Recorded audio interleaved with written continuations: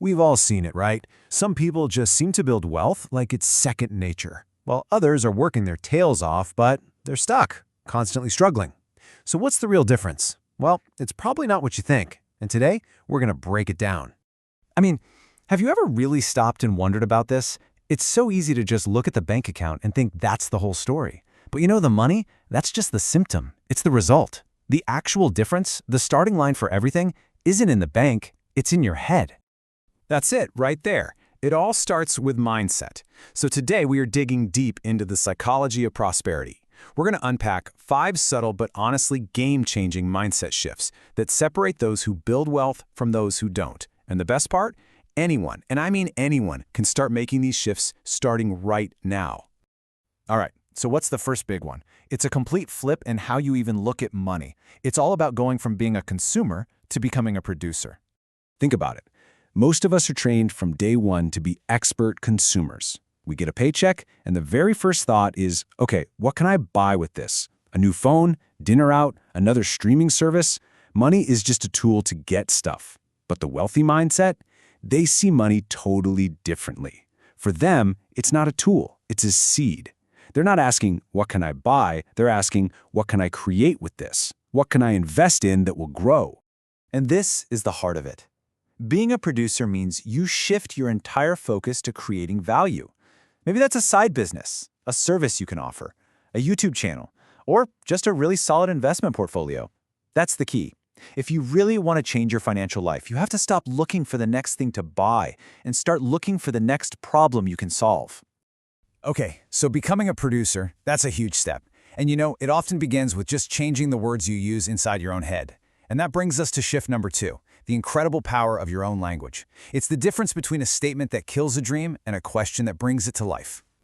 This idea, which was really made famous by Robert Kiyosaki, is just so simple but so profound.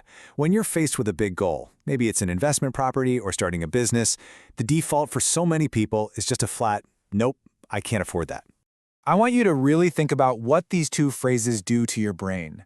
I can't. It's like a period at the end of a sentence. It's a full stop. It's an order to your brain to just shut down. Game over. But how can I? Well, that's a question mark. That's a puzzle. It switches your brain on. It forces it to get creative and start looking for pathways and solutions. One is an excuse that keeps you right where you are. The other is a challenge that forces you to grow. So once you start asking, how can I? You start to see all these new opportunities to create value. But how you get paid for that value, that's just as important. Which brings us to shift number 3, escaping a very, very common trap. You see, most of the world lives inside this security trap. You trade an hour of your life for an hour of pay. And hey, it feels safe, right? It's predictable. But there's a huge problem, and it's just simple math. There are only 24 hours in a day. When you're trading time for money, you have a hard ceiling on what you can earn. You're always limited by the clock. The wealthy mindset just completely breaks free from this. It focuses on results, not hours. You get paid for the value you deliver.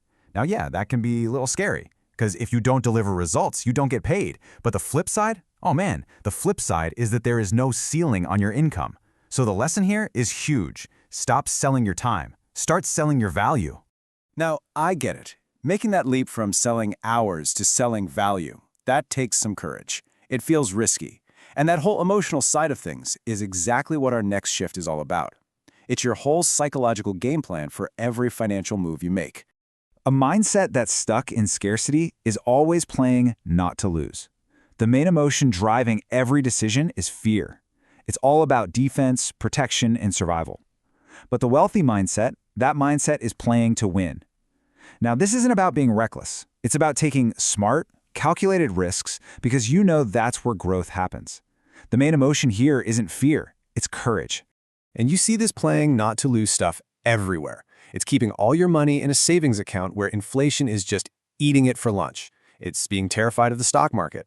It's staying in that safe job that you absolutely hate just because it feels secure. It all boils down to one simple truth. You cannot shrink your way to wealth. Growth requires expansion, and expansion always means taking a step into the unknown.